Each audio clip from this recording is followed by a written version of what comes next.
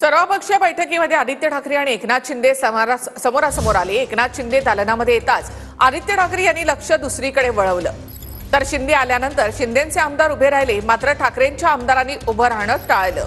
सिमेंटच्या रस्त्याबाबत मुंबईमध्ये सर्वपक्षीय आमदारांची ही बैठक सुरू आहे। विधानसभा अध्यक्षांच्या दालनामध्ये ही बैठक सुरू आहे। एकनाथ शिंदे बसले, त्याच्या 2 खुर्च्या सोडून आदित्य ठाकरे त्यांच्या समोर बसले।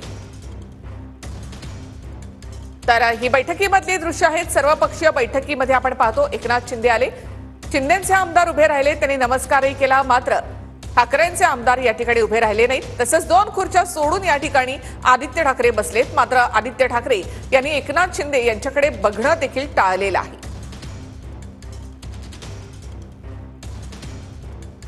तर एकनाथ शिंदे या ठिकाणी येऊन बसले, मात्र आदित्य ठाकरे यांनी आपली नजर फिरवली।